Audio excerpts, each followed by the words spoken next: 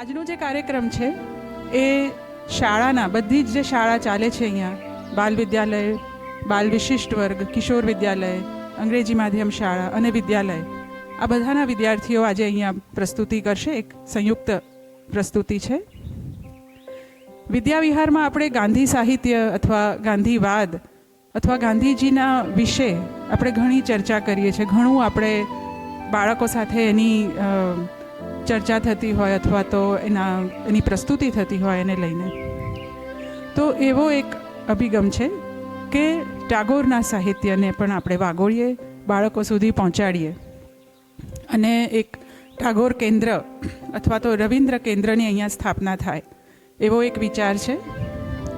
આ વિચાર આપણી સમક્ષ વિદ્યાવિહારના જ પૂર્વ વિદ્યાર્થી શ્રી શૈલેષભાઈ પારેખ લઈને આવ્યા હતા અને આપણે ગયા વર્ષે એનું એક શરૂઆત કરી હતી શિક્ષકો સમક્ષ, અને આજે બાળકો દ્વારા પણ એક પ્રસ્તુતિ થાય એવો એક પ્રયત્ન છે. અને એ એક આ કડી જે થશે જે પ્રસ્તુતિઓની, એમાં એક આ પહેલી શરૂઆત છે. તો વિદ્યાર્થીઓ દ્વારા આ પ્રસ્તુતિ છે. શિક્ષકોએ પણ મહેનત કરી છે એમને શીખવાડવામાં. તો આપણે શાંતિથી એ માણીશું. શૈલેષભાઈ તો હાજર નથી રહી શક્યા બહારગામ હોવાના લીધે, પણ આપણી સમક્ષ બીજા વિદ્યાવિહારના જ પૂર્વ વિદ્યાર્થિનીઓ, બે સમર્થ વિદ્યાર્થિનીઓ અહીંયા હાજર છે આજે.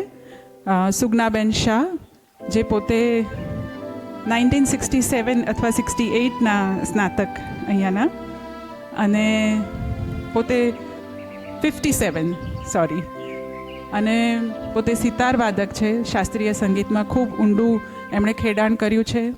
સાથે સાથે રવિન્દ્ર સંગીત અને ટાગોર સાહિત્યનું ઘણું ગુજરાતીમાં અનુવાદ કર્યો છે. તો આજે આપણું આમંત્રણ સહર્ષ સ્વીકારીને અહીંયા ઉપસ્થિત છે.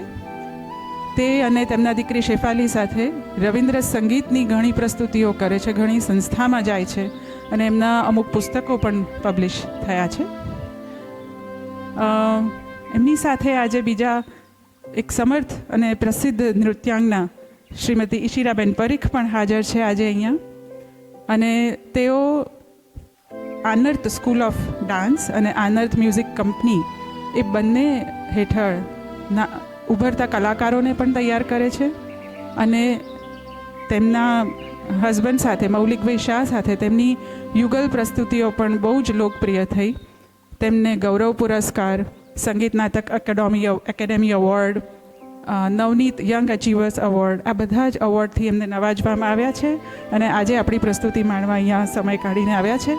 તો આપણે એમને આમ તાળીઓથી એમને વધાવી લઈશું. બંને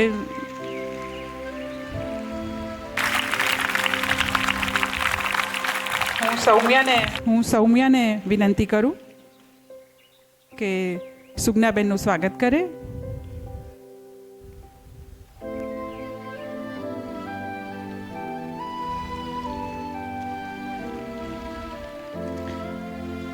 અને વિદ્યાવિહારના મેમેન્ટોઝ જે બનાવ્યા છે 111 વર્ષ પૂરા થયા ત્યારે એનું એક અર્પણ કરે છે.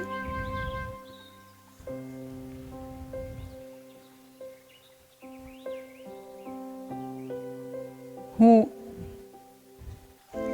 મેહાવીને વિનંતી કરું કે ઈશિરાબેનનું સ્વાગત કરે સૂતરની આંટી અને સુવેનિર્સથી.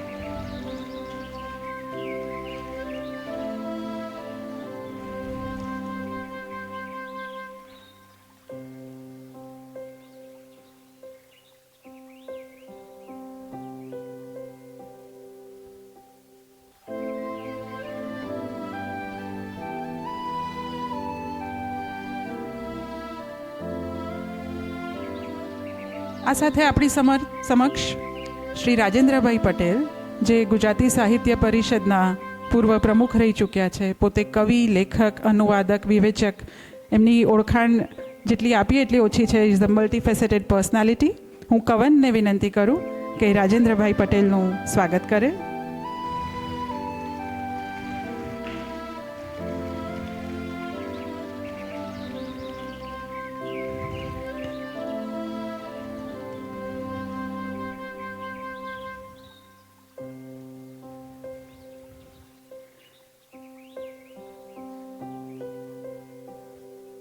અને અત્યારે શ્રી રાજેન્દ્રભાઈ જાડેજા પણ આપણી સમક્ષ છે, જેઓ આપણા વિદ્યાવિહારના શૈક્ષણિક સલાહકાર તરીકે સેવાઓ આપે છે. હું રિષિતાને વિનંતી કરું કે રાજેન્દ્રભાઈનું સૂતરની આંટીથી સ્વાગત કરે.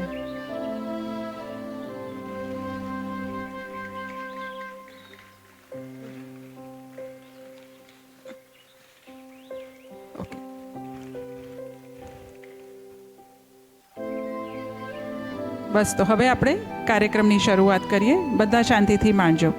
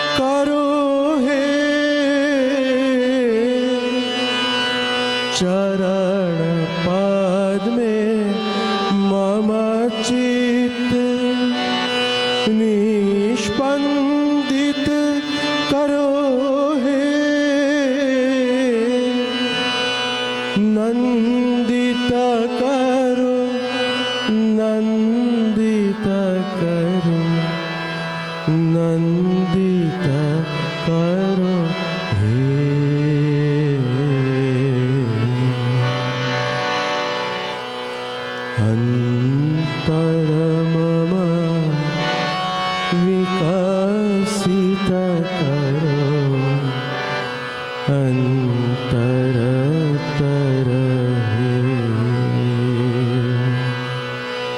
अंतर मम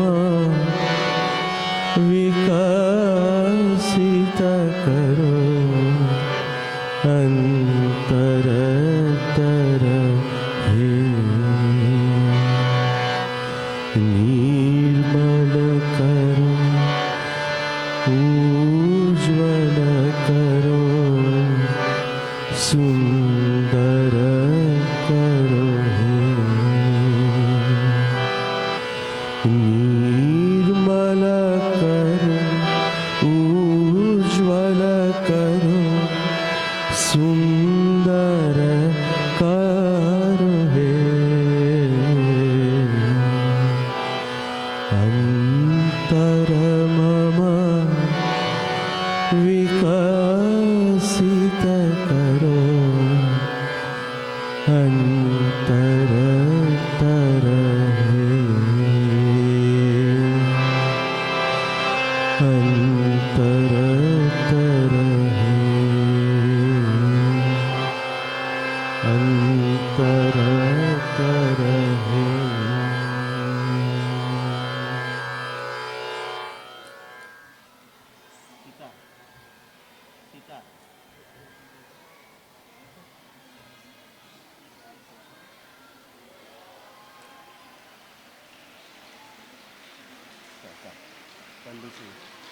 માઇક લઈ જાઓ.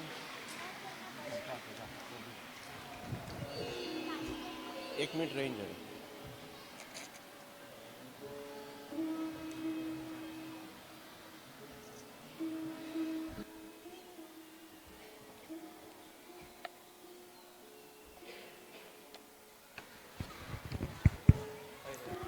The highest education is that which does not merely give us information but makes our life in harmony with all existence. અર્થાત ઉત્તમ શિક્ષણ એ છે કે ફક્ત માહિતી જ નહીં પરંતુ આપણા અસ્તિત્વને સમગ્ર સૃષ્ટિ સાથે એકરસ કરે છે. આવા ધ્યેય મંત્ર સાથે જીવનાર લેખક, વિચારક, નાટ્યકાર, ચિત્રકાર, સંગીતકાર, તત્વચિંતક, પ્રખર શિક્ષવિદ અને વિશ્વ કવિ એટલે આદરણીય કવિવર રવિન્દ્રનાથ ટાગોર. આજે જો તેઓ હયાત હોત તો 164 વર્ષના હોત, જેઓ વિશ્વની મહાન વિભૂતિઓમાં મહાત્મા ગાંધી પછી બીજા ક્રમે આવે છે. તો ચાલો જાણીએ કોણ છે આ રવિન્દ્ર.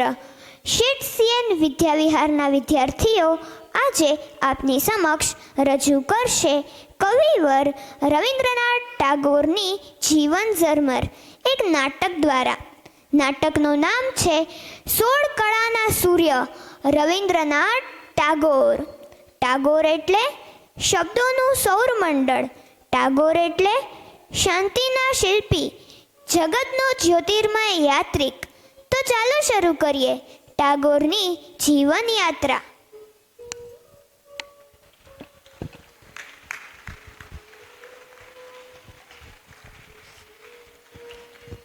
રવિન્દ્રનાથ ટાગોર એક એવું નામ જે માત્ર કવિ કે સાહિત્યકાર નહોતા પરંતુ ચેતનારૂપી કલા સંગમ કહી શકાય. તેમની માતાનું નામ શારદા દેવી અને તેમના પિતાનું નામ દેવેન્દ્રનાથ હતું. રવિન્દ્રનાથ ટાગોરનો જન્મ 7 મે 1861ના રોજ પશ્ચિમ બંગાળના કોલકાતા શહેરમાં થયો હતો. તેઓ પોતાના 13 ભાઈ બહેનોમાં સૌથી નાના હતા. ટાગોરના વિશાળ પરિવારમાં માતા શારદા દેવી અને પિતા દેવેન્દ્રનાથનું 14મું સંતાન એટલે કે રવિન્દ્રનાથ ટાગોર, જેને બધા ઘરમાં રવિ કહીને બોલાવતા હતા.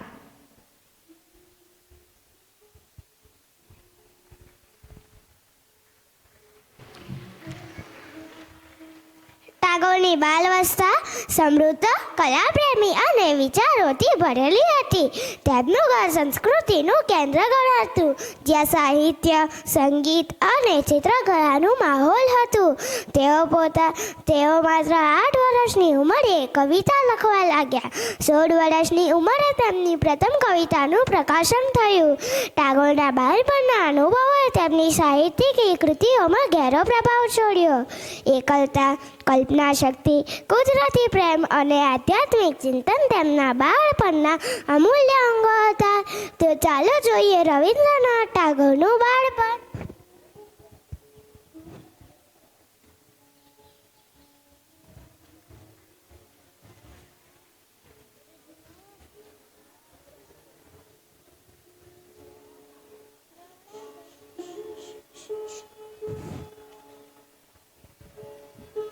આ પાંદડા, હવાનું સંગીત અને પંખીઓનો કલરવ, આ બધું મને બોલવા પ્રેરે છે. શું બોલવા પ્રેરે છે રવિ? આ પતંગિયા, આકાશ, ઝાડપાન, આ બધું જોઈને મને કવિતા સ્ફુરી રહી છે.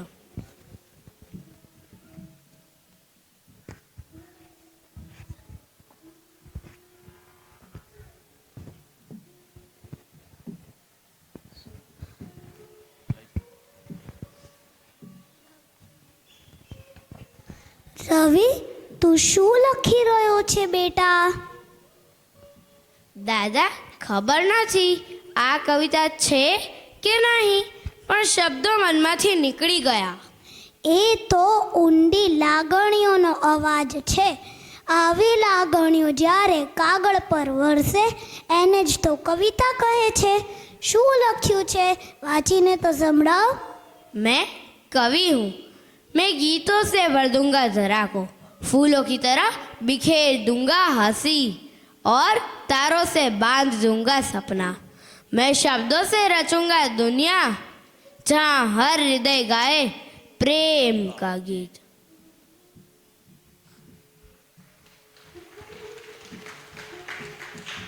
આમ માત્ર 7 વર્ષની ઉંમરે રવિના કાગળ પર શબ્દોની વર્ષા શરૂ થઈ. આ વરસતા શબ્દો ક્યારેય અટક્યા નહીં અને દુનિયાને મળી ગયા એક વિશ્વ કવિ.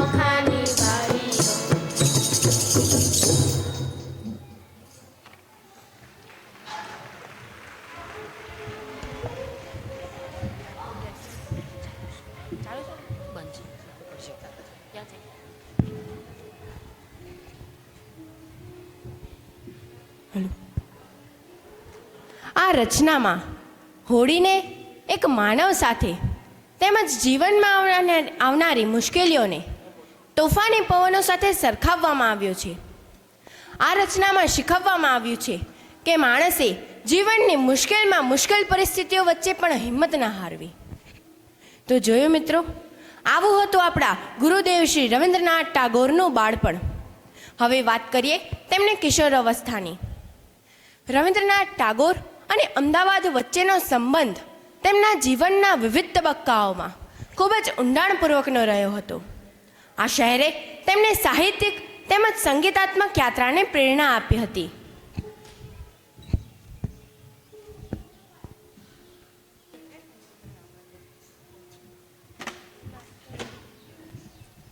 રવિન્દ્ર, આવો આવો. શાહજહાં નિર્મિત મોતીશાહી મહેલમાં તમારું સ્વાગત છે. આ શાહીબાગ વિસ્તાર પ્રકૃતિની સુંદરતાથી ભરપૂર છે. આહાહાહા, કેટલું સુંદર વાતાવરણ. અહીં તો ગીતો અને કાવ્યોની રચના ખૂબ સરસ રીતે થાય. અહીંની ચાંદની રાતે મને મહેલની છત પર ફરવું ખૂબ જ ગમશે. આ સાબરમતી નદી એટલે કે શુસ્તા નદીના કાંઠે મને કંઈક અલગ જ અનુભૂતિ થઈ રહી છે. બોલિયો અમાર ગોલાબ બાલા, મુખ તોડો મુખ હાથીઓ.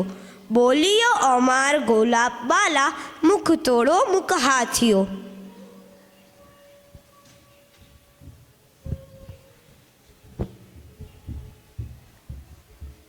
તો મિત્રો, હવે 17 વર્ષના રવિન્દ્રનાથ અને તેમના ભાઈ સત્યેન્દ્રનાથ કાયદાનું શિક્ષણ લેવા માટે વિદેશ ગયા તે દ્રશ્ય જોઈએ.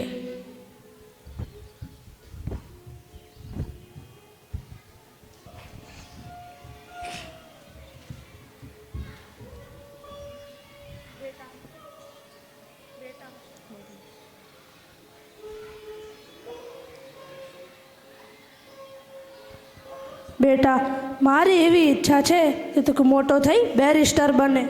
પિતાજી, હું ઇંગ્લેન્ડ જાઉં છું, તો રવિન્દ્રને પણ મારી સાથે લઈ જાઉં. ત્યાં વકીલાતનો અભ્યાસ કરવા ઘણી સારી કોલેજો છે. હા હા, ચોક્કસ લઈ જા.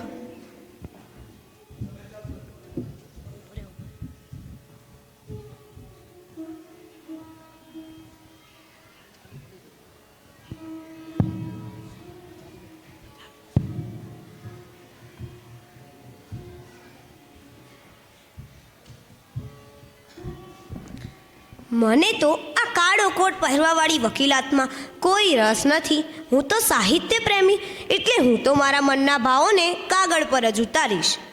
જો આમ બળજબરીપૂર્વક તને વકીલ બનાવીએ તેનો કોઈ જ ફાયદો નથી. હિન્દુસ્તાનની ધરતી તને પોકારે છે. હું આજે જ પિતાજી સાથે વાત કરી તને સ્વદેશ મોકલું છું.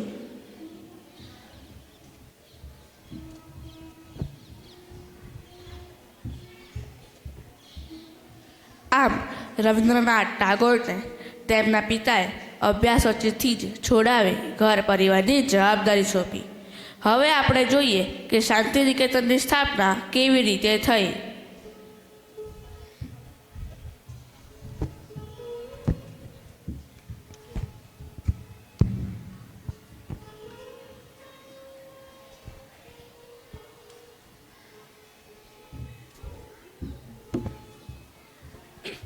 બેટા, તું કેમ ચિંતામાં ફરે છે? જુઓ ને પિતાજી, કેટલા સુંદર પક્ષીઓ આ પાંજરામાં પુરાઈ રહ્યા છે. આ સુંદર વિશ્વમાં બધા જ પોતાના મુક્ત મને વિહરે છે, અને આ સુંદર પક્ષીઓ પાંજરામાં નહીં. જાઓ પંખીઓ, મુક્ત મને વિહરો. જાઓ પંખીઓ, મુક્ત મને વિહરો. પિતાજી, મને તો બાળકો પણ પંખિયાળ વાતાવરણમાં શિક્ષણ પ્રાપ્ત કરે તે પસંદ નથી. હા, હું પણ એવું જ માનું છું કે બાળક પ્રકૃતિના સાનિધ્યમાં મુક્ત થઈને જ્ઞાન મેળવે. આપણે બીરભૂમ જિલ્લામાં 7 એકર જમીન છે, તો ત્યાં જ આશ્રમ બનાવીએ. મારા મતે બાળકની કલ્પના શક્તિ અને કુતૂહલ વૃત્તિ વિકસે તેવી શિક્ષણ વ્યવસ્થા હોવી જોઈએ, અને આ પ્રમાણેની શિક્ષણ વ્યવસ્થા માટે હું શાંતિ નિકેતનની સ્થાપના કરીશ. તો બાળકો માટે અનૌપચારિક શૈક્ષણિક વ્યવસ્થા શરૂ કરીએ. હા, તેમાં કોઈ કડક પરીક્ષા નહીં કે રટણ નહીં.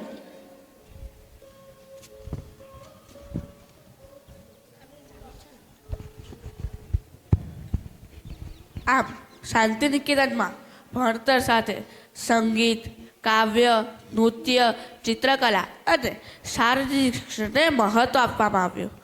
બાળકો વૃક્ષની છાયામાં, કુદરતની વચ્ચે અને શિક્ષકો સાથે જ્ઞાન મેળવી શકે તેવી પદ્ધતિ વિકસાવી.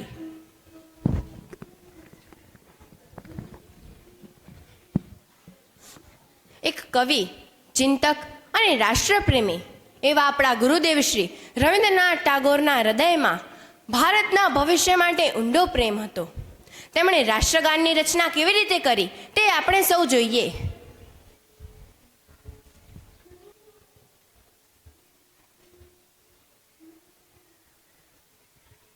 મિત્ર, જ્યોર્જ પંચમ હિન્દુસ્તાન આવી રહ્યા છે. હું તેમને મળવા દિલ્હીના દરબારમાં જાઉં છું. મારી એવી ઈચ્છા કે તમે તેમના સ્વાગત માટે એક ગીતની રચના કરો.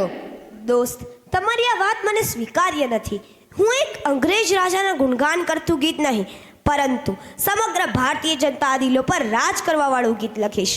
આ ગીત સર્વશક્તિમાન વિધાતાને સમર્પિત હશે, અથવા તો માનવ ભાગ્યના રૂપમાં લખાયેલું હશે.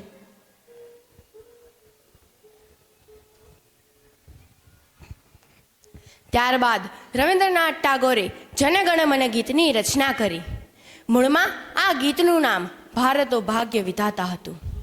કેટલીક વાર એવું માનવામાં આવ્યું કે આ ગીત બ્રિટિશ રાજા જ્યોર્જ પંચમને સમર્પિત છે, પરંતુ રવિન્દ્રનાથ ટાગોરે સ્પષ્ટ કર્યું કે આ ગીત બ્રિટિશ રાજા જ્યોર્જ પંચમને નહીં પરંતુ આપણા ભારત માતાને સમર્પિત છે.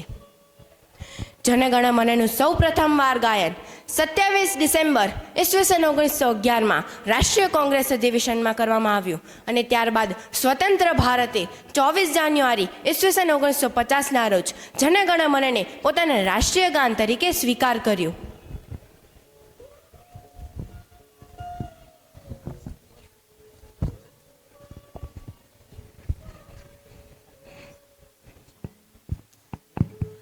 ઈસવીસન 1912માં રવિન્દ્રનાથ ટાગોર યુરોપની મુસાફરી કરવા ગયા. ત્યારે તેમણે પોતે જ પોતાની કેટલીક બંગાળી કવિતાઓનું અંગ્રેજીમાં રૂપાંતર કર્યું.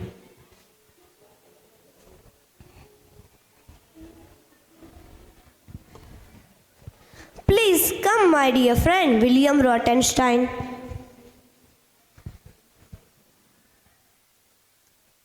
મેં મારી કેટલીક કવિતાઓનો અંગ્રેજીમાં અનુવાદ કર્યો છે. શું તમે તે સાંભળશો? હા મિત્ર, ચોક્કસ સંભળાવો.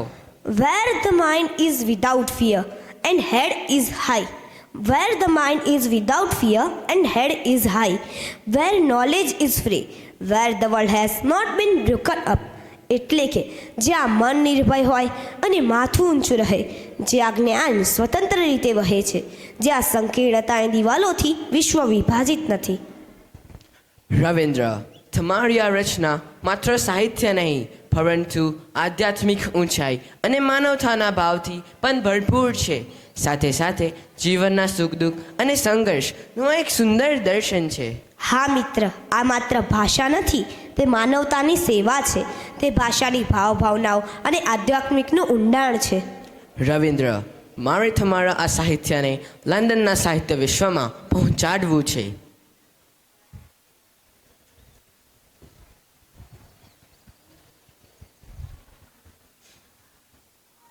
પ્રખ્યાત કવિ ડબલ્યુ.બી. યેટ્સે પણ ગીતાંજલિ કાવ્ય સંગ્રહની ખૂબ પ્રશંસા કરી. તેમણે આ કાવ્ય સંગ્રહની પ્રસ્તાવના પણ લખી. લંડનના પ્રકાશક દ્વારા તે છપાયું અને આખા યુરોપમાં તેને ભવ્ય પ્રતિસાદ મળ્યો.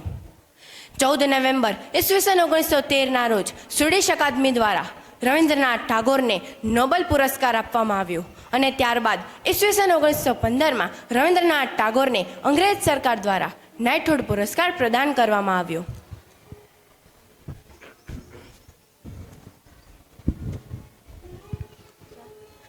જલિયાવાલા બાગમાં કેટલા બધા નિર્દોષ ભારતીયો મૃત્યુ પામ્યા. આ હત્યાકાંડો કેમ ભૂલાય? તેથી હું આજે જ વાઇસરોય અને લોર્ડ ચેમ્સફોર્ડને પત્ર લખીને કડક શબ્દમાં કહી દઉં છું કે તેમના દ્વારા આપવામાં આવેલ આ નાઇટહુડનું સન્માન હવે મને અપમાનિત લાગે છે. તેથી હું તેને પરત કરું છું.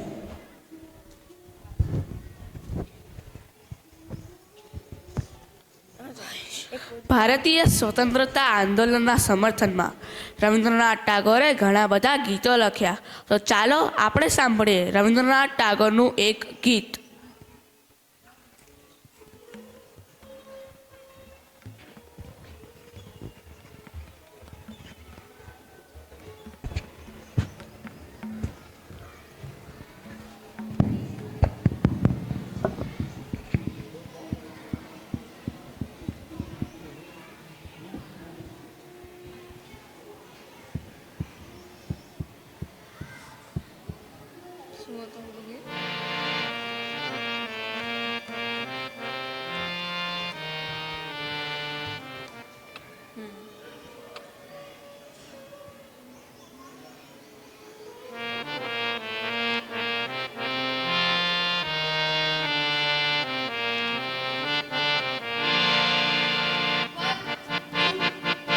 যদি তোর ডাক শুনে কেউ না আসে তবে একলা চলো রে।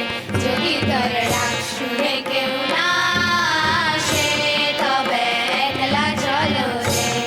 তবে একলা চলো, একলা চলো, একলা চলো, একলা চলো রে। যদি তোর ডাক শুনে কেউ না আসে তবে একলা চলো রে।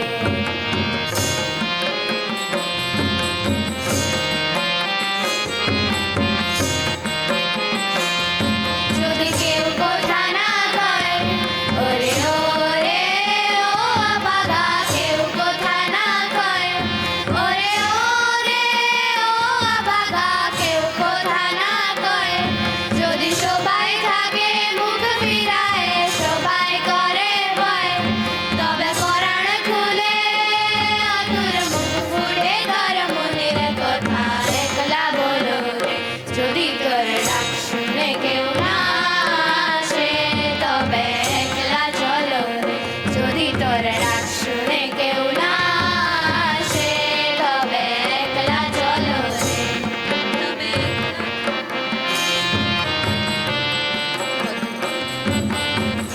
તારી જો હક સુણી કોઈ ના આવે તો તું એકલો જાને રે।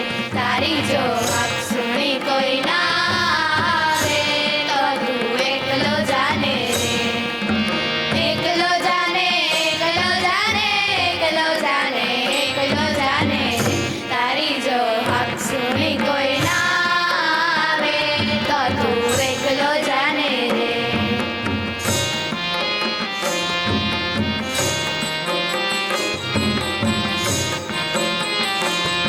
જો સૌના મોં સિવાય ઓરે ઓરે ઓ આબાગા, સૌના મોં સિવાય ઓરે ઓરે ઓ આબાગા, સૌના મોં સિવાય। જ્યારે સૌએ બેસી મોં ફેરવી સૌએ ફરી જાય, ત્યારે હૈયું ખોલી ઓ તું મને મૂકી તારા મનનું ગાણું એકલો ગાને રે। તારી જો હાથ સુણી કોઈ ના આવે તો તું એકલો જાને રે।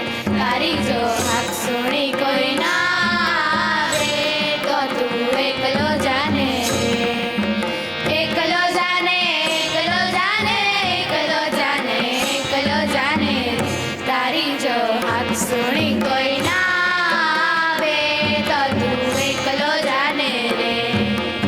એકલો જાને રે, એકલો જાને રે।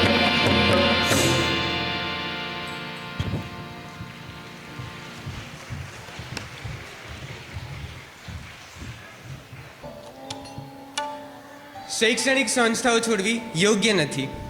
તેનાથી વિદ્યાર્થીઓને નુકસાન થઈ શકે છે. વિદ્યાર્થીઓ જો શાળાએ જવાનું બંધ કરશે તો તેઓ શું શીખશે? પહેલાં નવી શાળાઓ બનાવીએ, પછી જ જૂની છોડાવીએ. ગુરુદેવ ભારત માટે પ્રથમ અને મહત્વપૂર્ણ છે રાજકીય સ્વતંત્રતા. પરંતુ મહાત્મા, બૌદ્ધિક અને આધ્યાત્મિક સ્વતંત્રતા પણ એટલી જ મહત્વપૂર્ણ છે. અને માત્ર રાષ્ટ્રીયતાવાદ ઉપર ભાર મૂકવો આપણને અંધભક્તિ તરફ દોરી શકે છે. હું રાષ્ટ્રીયતાવાદ વિશે ઘણું કહું છું, પરંતુ ગુરુદેવના અવાજને અવગણવાનું પસંદ નથી કરતો.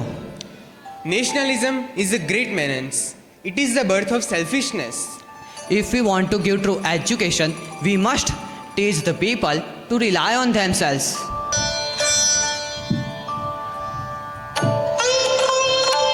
ટાગોર અને આઇન્સ્ટાઈન બે મહાન મનનું મિલન. આલ્બર્ટ આઇન્સ્ટાઈન દુનિયાના કેટલાક મહાન વૈજ્ઞાનિકોમાંથી એક હતા.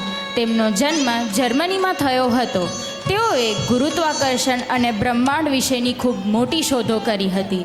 રવિન્દ્રનાથ ટાગોર, જે એક કવિ અને વિચારક હતા, તેઓ પહેલા એવા વ્યક્તિ બન્યા હતા જેમને યુરોપિયન ન હોવા છતાં નોબેલ પુરસ્કાર પ્રાપ્ત થયો હતો. ટાગોર અને આઇન્સ્ટાઈન બંને પોતપોતાના ક્ષેત્રે મહાન હતા. એક કલાના માર્ગે ચાલતા અને બીજા વિજ્ઞાનના. આ મહાન વ્યક્તિઓની મુલાકાત 2 વાર થઈ હતી. પહેલી વખત 1926માં જ્યારે આઇન્સ્ટાઈન ભારત આવ્યા હતા, અને બીજી વખત 1930માં જ્યારે ટાગોર યુરોપ ગયા હતા. ત્યારે આઇન્સ્ટાઈને ટાગોરને પોતાના ઘરે આમંત્રિત કર્યા હતા.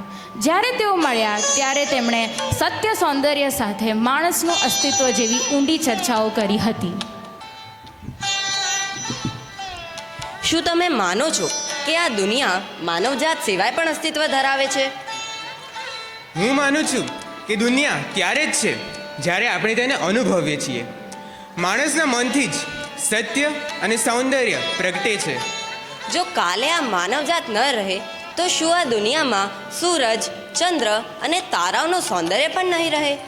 નહીં જ રહે. જો માનવજાત છે તો જ સૂરજ ને સૂરજ, ચંદ્ર ને ચંદ્ર તેમજ તારાઓને તારા કહેનારું કોઈ હશે. જો મનુષ્યનું અસ્તિત્વ જ નહીં રહે તો એનું નામ કેવી રીતે રહેશે? So, do you believe in the divine as a separate entity? I believe in the universal human spirit. Truth is not independent of man, it is human. જો આપણે આ પ્રસંગને સરળ રીતે સમજવાનો પ્રયત્ન કરીએ તો આઇન્સ્ટાઈન માનતા હતા કે ટાગોરની દુનિયા માનવ વિચારસરણી સુધી જ સીમિત છે. પરંતુ ટાગોરે આઇન્સ્ટાઈને આ વાત બરાબર સમજાવી દીધી હતી કે દુનિયામાં બધું જ મનુષ્યની ચિંતા પર નિર્ભર કરે છે. તેઓ માનતા કે મનુષ્ય છે તો જ આ દુનિયા છે, અને મનુષ્ય નથી તો આ દુનિયા પણ નથી. વર્ષ 1928થી શ્રી રવિન્દ્રનાથ ટાગોરે ચિત્ર દોરવાની શરૂઆત કરી. શ્રી રવિન્દ્રનાથે પોતાના જીવન દરમિયાન 2000 કરતાં પણ વધુ ચિત્રો દોર્યા છે.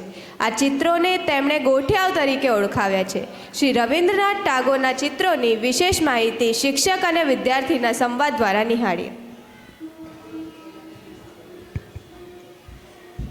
આ ચિત્ર મને કવિથી વધારે કલ્પનાશીલ ચિત્રકારનો અનુભવ કરાવે છે. તેમણે ચિત્રકલાની શરૂઆત કેવી રીતે કરી હતી? ટાગોરને જ્યારે તેમના શબ્દો લાગણીઓ વ્યક્ત કરવા માટે અસમર્થ લાગ્યા ત્યારે તેમણે બ્રશ હાથમાં લીધો. લગભગ 67 વર્ષની વયે તેમણે ચિત્રો દોરવાનું શરૂ કર્યું. શું રવિન્દ્રનાથ ટાગોરે 67 વર્ષની વયે ચિત્ર દોરવાનું શરૂ કર્યું હતું? હા, હસ્તલખાણ સુધારણા સમયે ચેકેલા લખાણને છુપાવવા માટે ટાગોર આકારો અને રેખાઓ દોરતા, જે પછી ચિત્રોમાં બદલાઈ ગયા. પણ આ ચિત્ર તો કોઈ નિયમમાં બંધાયેલું નથી, છતાં ટાગોરના ચિત્રો સરળ અને સામાન્ય લાગે છે. હા, ટાગોર માટે ચિત્ર એ મુક્તિનો માર્ગ હતા. તેઓ કોઈપણ શૈલીના પાંજરામાં બંધાતા નહીં. તેઓના ચિત્રો તેમની આંતરિક વિશ્વ બતાવે છે, જ્યાં રેખાઓ પણ કવિતાની જેમ બોલે છે. તેમના ચહેરામાં એક અનોખું દુઃખ અને શાંતિ બંને છે. શું તેમણે ક્યારેય શીખ્યું હતું ચિત્ર દોરવાનું? ના, ટાગોર એ પૂરેપૂરા સ્વયંશિક્ષિત ચિત્રકાર હતા. તેઓના મતે ચિત્રને કલ્પનાને શબ્દો નહીં, રંગો આપવાના, તેવું તેઓ માનતા હતા. તો શું આ ચિત્ર પણ કાવ્યની જેમ સમજવાનું છે? એકદમ સાચું. ટાગોરે એક વખત લખ્યું હતું કે જે હું બોલી ન શક્યો તે મેં દોરી દીધું. તેમના ચિત્રો તેમની આંતરિક શાંતિ અને અસંતોષ બંનેનું દર્પણ છે. મને લાગે છે કે આજથી હું પણ ચિત્રને ઓછું નહીં માનું.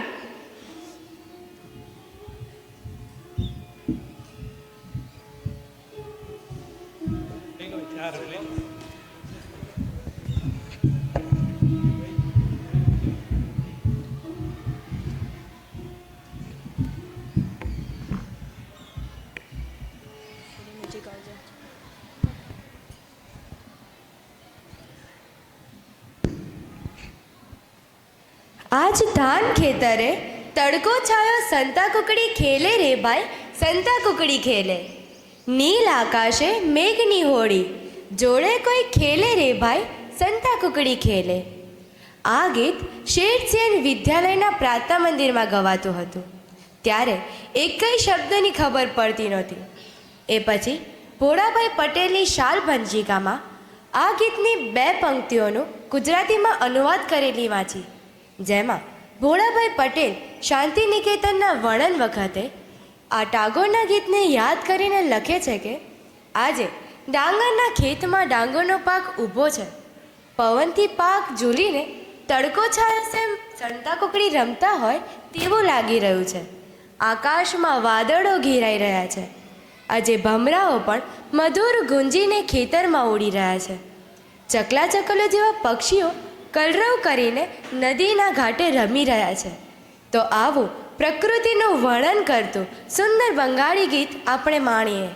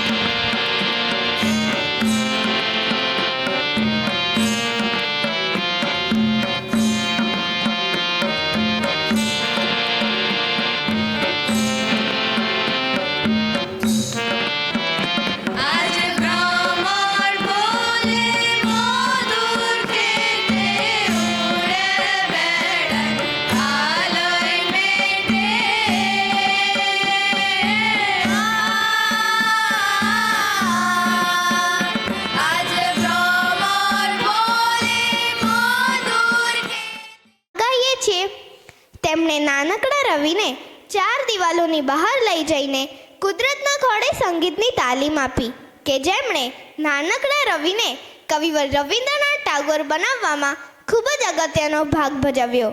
તેમણે રચેલું સંગીત વિશ્વભરમાં રવિન્દ્ર સંગીત તરીકે ખૂબ જ લોકચાહના પામ્યું. તેમાં હિન્દુસ્તાની શાસ્ત્રીય સંગીત, બંગાળી સંગીત અને પાશ્ચાત્ય સંગીતનો સમન્વય જોવા મળે છે. હિન્દી ફિલ્મ જગતમાં પણ ઘણી ફિલ્મો આવી, તે બધી જ ખૂબ પ્રશંસા પામી. ઘણા હિન્દી ગીતો પણ રવિન્દ્ર સંગીતમાંથી પ્રેરણા લઈને બનાવવામાં આવ્યા છે. કવિવર રવિન્દ્રનાથ ટાગોરની પ્રતિભાનું વર્ણન કરવું એ તો સૂરજને અજવાળું દેખાડવા બરાબર છે. પણ પશ્ચિમના શાંતિ નિકેતન એવા શેઠ સિયન વિદ્યાવિહારના વિદ્યાર્થીઓએ વિવિધ પ્રસંગો દ્વારા તેમની પ્રતિભાને આલેખવાનો એક નમ્ર પ્રયત્ન કર્યો, જે આપ સૌને ગમ્યો હશે તે આશાએ કાર્યક્રમના અંત તરફ પ્રયાણ કરીએ. ભાગ લેનાર સૌ વિદ્યાર્થીઓને મંચ પર આવવા વિનંતી.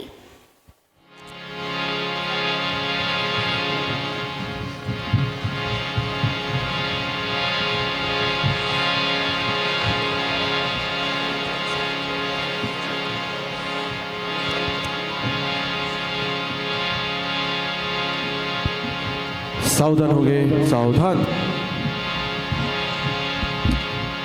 एक साथ राष्ट्रगीत शुरू करेंगे।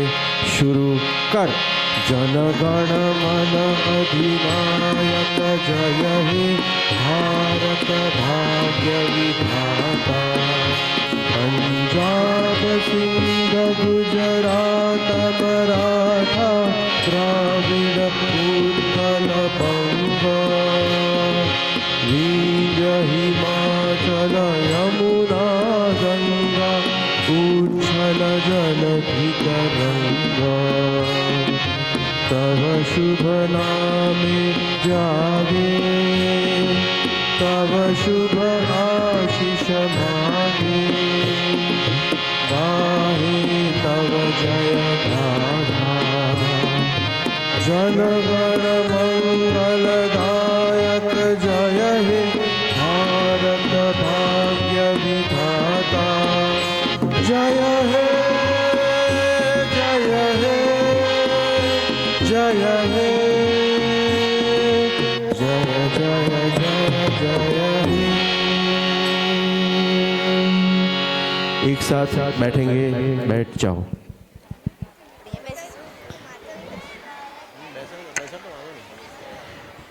હવે હું સ્પોર્ટ્સ એકેડમીના નિયામક શ્રીમતી તૃપ્તિબેનને વિનંતી કરીશ કે આજના પ્રસંગને અનુરૂપ બે વાત કરે. બાળકો ખૂબ સરસ પ્રસ્તુતિ કરી, બધાને મજા આવી, ખૂબ સરસ. તાળીઓથી વધાવી લઈશું બધાને ફરી એકવાર. હું ઈશિરાબેનને વિનંતી કરું કે બાળકોને આશીર્વચન આપવા આવે, પ્લીઝ. હાજી, નમસ્કાર, ગુડ મોર્નિંગ બધા બાળકોને. આજે કવિવર રવિન્દ્રનાથ ટાગોરની જીવનયાત્રા જોઈને મને મારું બાળપણ યાદ આવી ગયું.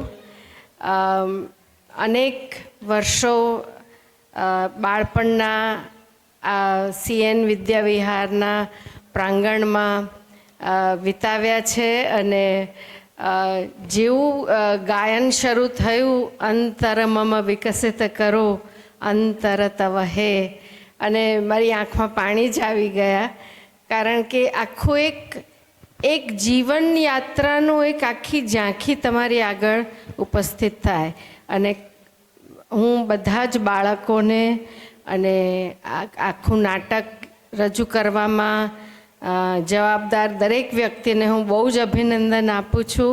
બહુ જ સરસ રીતે આખી વસ્તુની પ્રસ્તુતિ થઈ. સંગીત, નાટક, કલા, દરેક વસ્તુનું ફિલોસોફી ઓફ ધ લાઈફ, એ બધું જે રીતે પ્રસ્તુત થયું એ બહુ જ સુંદર રીતે પ્રસ્તુત થયું. ગાંધીજી અને ટાગોર, આઇન્સ્ટાઈન અને ટાગોરના વિચારો, આ બધાની બહુ સરળતાથી અને બહુ સુંદર રીતે પ્રસ્તુતિ કરી. આપ સૌને બહુ જ અભિનંદન. CN વિદ્યાવિહારના શિક્ષકોને, વૈશાલીબેન અને દરેક વ્યક્તિને મારા ખૂબ ખૂબ અભિનંદન.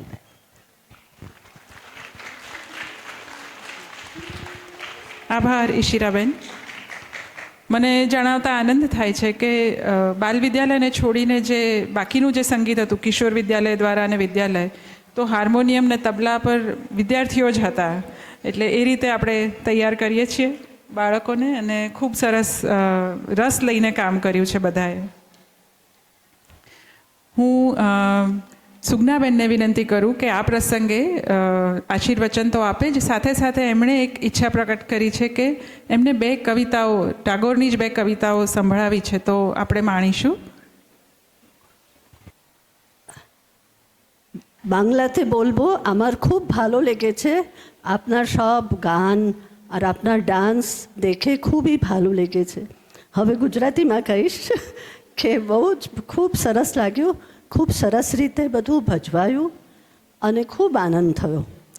અને હું પણ તમારા લોકોની સ્કૂલમાં જ ભણેલી, અને અહીંયા ફરીથી આવીને એટલું બધું જાણે હોમ કમિંગ, જાણે મારા પોતાના ઘેર આવી એવું મને લાગે છે. જે બધું રવિન્દ્રનાથનું જે તમે ભજવ્યું એમાં જે સ્કૂલ લાઈફની વાત એમની, તો એ સ્કૂલમાં ગયા અને પછી પૂછ્યું કે શું શીખી લાવ્યો, તો કે એક કવિતા શીખવાડી. એમ બોલતો તો કે કોલોકી પુલોકી સિંગલ મેલાલિંગ મેલાલિંગ મેલાલિંગ. અરે આનું શું અર્થ? પછી એનું જે ઓરિજિનલ ફોર્મ હતું એ હતું ફૂલ ઓફ ગ્લી સિંગિંગ મેરીલી મેરીલી. એટલે આપણે ઇંગ્લિશના જે શીખવાની જે તાલાવેલી છે એ બધી ભસ્મીભૂત થઈ ગઈ. પાઠશાળામાં એટલે કે સ્કૂલમાં બગાસા ખાય મતીલાલ નંદી, એને ભણવાનું ગમતું નથી. કહે પાઠ આગળ વધતો જ નથી, કેટલું ભણવું મન દઈ.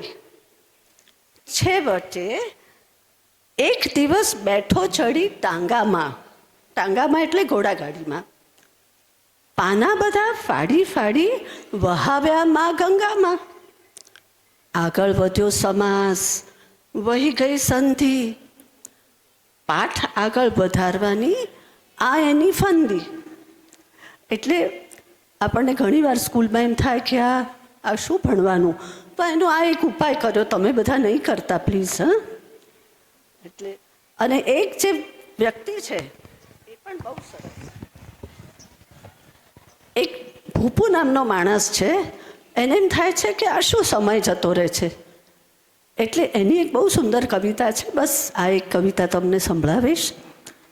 ઓશિકા પર માથું રાખી ઉદ્વેગમાં ભૂપુ અમેશની ફરિયાદ, સમય વહી જાય તો આ સમયને વહાવતો અટકાવવા શું કરવું? કાંડા પરની ઘડિયાળ એની ઉપર મૂકી આળ, ચાવી એની એકદમ કરી દીધી બંધ. અટકી ગયો એનો કાયમનો ટિકટોક છંદ. ભૂપુરામ અવિરામ લેવા લાગ્યા વિશ્રામ, થઈ ગઈ બપોર તોય સમયનો સ્કોર બતાવે સવારના 5. ભૂપુરામની આળસને ન આવે આંચ, પડી રાત કાળી પથારીમાં પડ્યા પડ્યા વગાડે ભૂપુ તાળી. એટલે આવી બધી હસવા જેવી કવિતાઓ રવિન્દ્રનાથે લખેલી અને મને પણ એનું જે ભાષાંતર કરવાનો ખૂબ આનંદ થયેલો. અને આપ સૌને જોઈને, તમારું બધું જે પરફોર્મન્સ જોઈને ખૂબ ખૂબ આનંદ થયો. મારા ખૂબ ખૂબ વિશેષ, ખૂબ ખૂબ આશીર્વાદ, અને આવું કરતા રહો એવી હું આશા રાખું છું. નમસ્તે, થેન્ક યુ.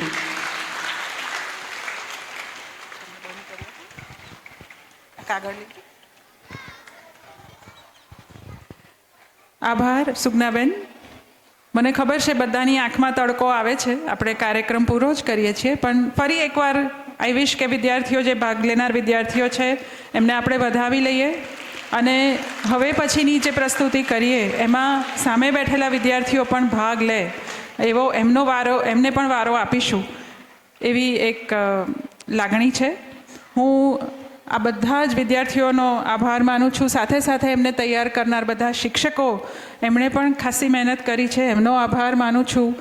સંગીત વૃંદ અને સંગીત શિક્ષકો રુજુલભાઈ, વિશાલભાઈ, એમણે પણ ઘણી મહેનત કરી છે છોકરાઓને તૈયાર કરવામાં. અને રિહર્સલ્સ અને પ્રેક્ટિસ દરમિયાન જેનું સતત માર્ગદર્શન મળ્યું છે, બિમલભાઈ પણ હાજર છે અહીંયા. અન્ય સંસ્થાઓના પ્રિન્સિપલ્સ પણ હાજર છે. બધાનો આભાર માનું છું અને ખાસ આભાર આજના મહેમાનોનો. Thank you very much. તમારા કિંમતી સમયમાંથી તમે આવ્યા છો ટાઈમ કાઢીને અને વિદ્યાર્થીઓને પ્રેરણા આપી, એના માટે ખૂબ ખૂબ આભાર. Thank you everyone. આપણે શાંતિથી આપણી સ્કૂલ તરફ જઈશું, દોડાદોડી નથી કરવાની. Okay, thank you.